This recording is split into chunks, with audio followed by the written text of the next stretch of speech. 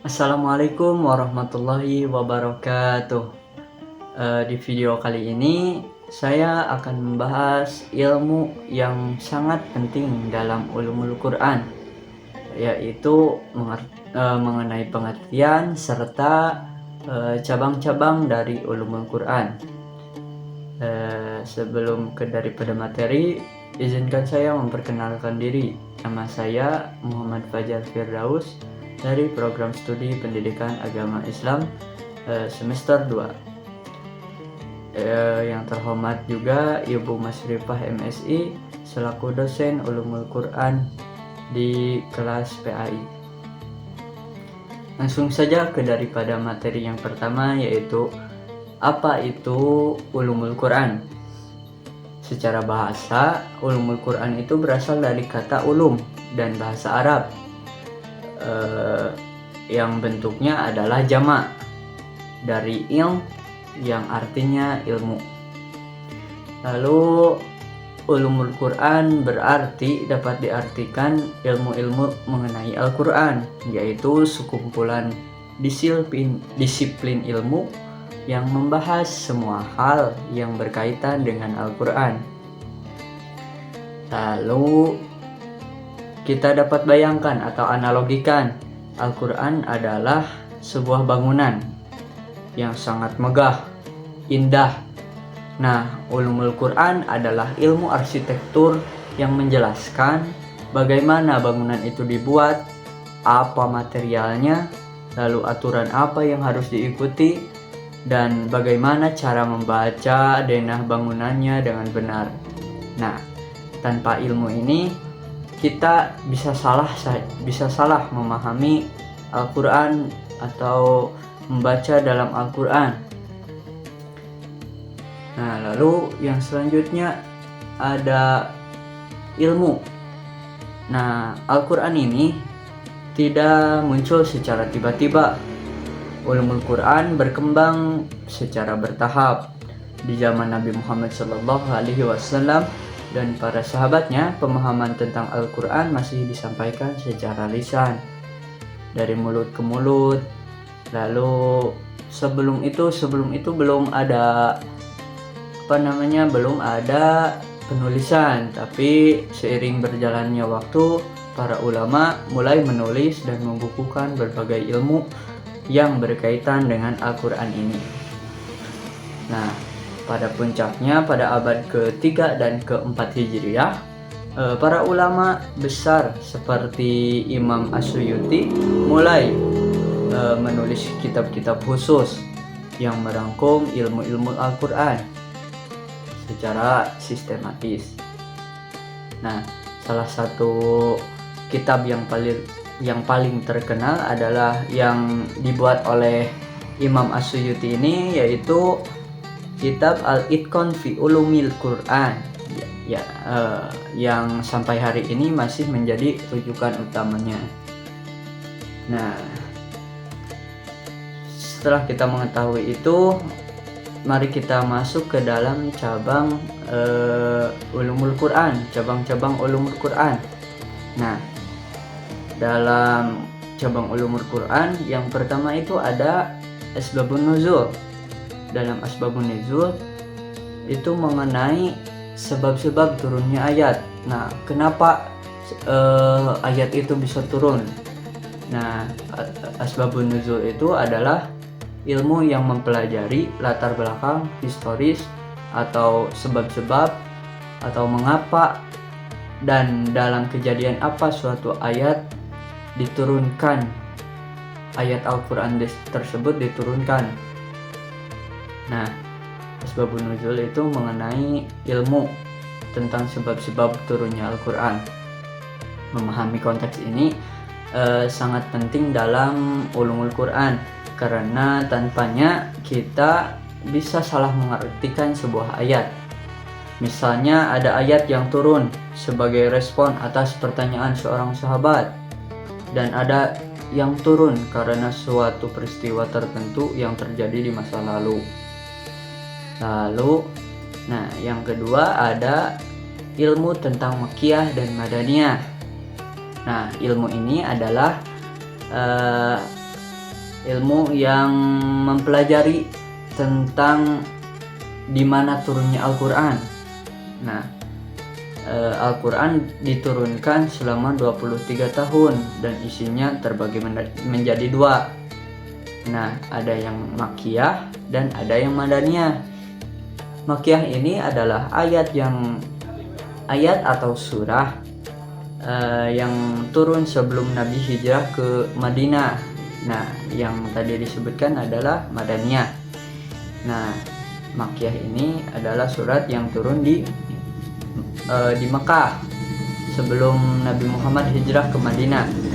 Nah, biasanya berisi tentang akidah, keimanan, dan tauhid, begitu. Lalu sedangkan dengan Madaniyah yang turun setelah Nabi Muhammad SAW hijrah, biasanya berisi hukum-hukum syariat, aturan, muamalah, dan kehidupan sosial bermasyarakat. Perbedaan ini penting untuk memahami bagaimana Islam berkembang secara bertahap. Nah, yang ketiga, cabang ilmu yang ketiga itu ada Jam'ul Quran. Ilmu ini mempelajari tentang pengumpulan atau kodifikasi. Nah, kodifikasi atau pengumpulan itu. Nah, ilmu tentang ini adalah menjelaskan ilmu tentang pengumpulan dan penulisan Al-Quran yang saya tadi sebutkan. Mohon maaf. Nah, selanjutnya pernahkah kita bertanya bahwa bagaimana Al-Quran yang awalnya tersebar dalam hafalan dan tulisan para sahabat bisa terkumpul menjadi satu mushaf seperti yang kita pegang sekarang? Nah, inilah yang dibahas sebagai ilmu atau yang disebut dengan Jam'ul Quran. Proses pengumpulannya terjadi dalam 3 fase. Yang pertama di zaman Nabi Muhammad SAW, lalu pada zaman Khalifah Abu Bakar, lalu akhirnya dibukukan secara resmi pada pimpinan Khalifah Utsman bin Affan. Nah, lalu selanjutnya ada cabang yang keempat, yaitu Qiraat. Nah, Qiraat adalah ilmu tentang ragam bacaan Al-Quran. Mungkin ada yang bertanya, mengapa atau kenapa ada perbedaan cara membaca Al-Quran? Ternyata Al-Quran memiliki 7 hingga 10 ragam bacaan yang sah, yang semuanya bersumber langsung dari Nabi Muhammad SAW. Nah, perbedaan ini bukan kesalahan atau perselisihan, melainkan justru merupakan salah satu mukjizat Al-Quran yang mengkodifikasi dialek dari berbagai suku di Arab. Nah, contohnya ada lagam. Nah, qiraat itu seperti lagam, nada-nada yang dilantunkannya. Contohnya Hijaz yang seperti itu. Nah, yang selanjutnya ada Ijazul Quran. Nah, cabang ini ilmu yang mempelajari tentang mukjizat Al-Quran. Ilmu ini membuktikan bahwa Al-Quran adalah benar-benar wahyu Allah Subhanahu wa Ta'ala, yang bukan karangan Nabi, yang bukan karangan Nabi atau manusia. Mukjizatnya bisa dilihat dari beberapa sisi, yaitu dari keindahan bahasanya yang tak tertandingi, lalu ada keselarasan dalam ilmu pengetahuan modern, lalu ada konsistensi isinya meski diturunkan selama 23 tahun, hingga adanya prediksi tentang peristiwa masa depan yang terbukti benar.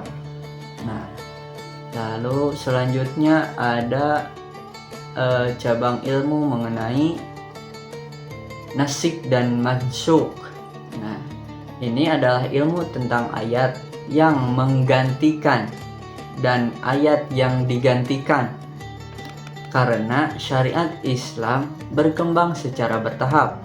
Ada beberapa hukum awal yang kemudian diperbarui oleh ayat yang turun belakangan. Ayat yang menggantikan disebut nasikh. Nah, sedangkan ayat yang digantikan disebut mansukh. Nah, ilmu ini sangat penting agar kita tidak salah dalam mengamalkan hukum Islam. Nah, yang ketujuh, cabang ilmu ulumul Quran yang ketujuh yaitu ada muhkam dan mutasyabih. Muhkam dan mutasyabih. Dalam Al-Quran ada ayat-ayat yang maknanya jelas dan langsung, maka itulah yang disebut muhkam. Nah, tapi ada juga ayat yang maknanya lebih dan dalam dan memerlukan kajian khusus untuk dipahami. Nah, ada yang jelas, ada yang memerlukan kajian khusus. Nah, itulah yang disebut dengan mutasyabih. Contohnya adalah ayat-ayat yang menyebutkan sifat-sifat Allah. Nah, ilmu tersebut atau ilmu ini mengajarkan kita bagaimana bersikap yang benar terhadap kedua jenis ayat ini. Nah, lalu cabang yang terakhir ada mengenai tafsir Al-Quran. Nah, inilah puncak dari ilmu yang membahas tadi. Nah, tafsir adalah ilmu yang menjelaskan makna dan kandungan ayat-ayat Al-Quran. Seorang ahli tafsir atau yang disebut mufassir harus menguasai semua ilmu sebelumnya agar penafsirannya benar dan bisa dipertanggungjawabkan. Nah, jadi mengapa kita harus mempelajari ulumul Quran? Jawabannya sederhana, karena Al-Quran adalah sumber utama ajaran Islam dan kita wajib memahaminya dengan benar. Siapapun yang ingin menafsirkan Al-Quran, para ulama menetapkan bahwa ia harus menguasai ulumul Quran terlebih dahulu. Tanpa ilmu ini, seseorang bisa mengambil ayat secara sepotong-potong tanpa konteks, yang bisa berujung pada pemahaman yang menyimpang. Nah, mempelajari ulumul Quran berarti kita menghormati adanya Al-Quran dengan cara yang benar. Nah, baik, itu tadi penjelasan mengenai ulumul Quran beserta cabang-cabang ilmunya. Semoga penjelasan yang dapat saya sampaikan dapat bermanfaat dan menambah pemahaman kita semua tentang ilmu-ilmu yang berkaitan dengan Al-Quran. Cukup sekian dari saya. Mohon maaf bila ada kekurangan. Wassalamualaikum warahmatullahi wabarakatuh.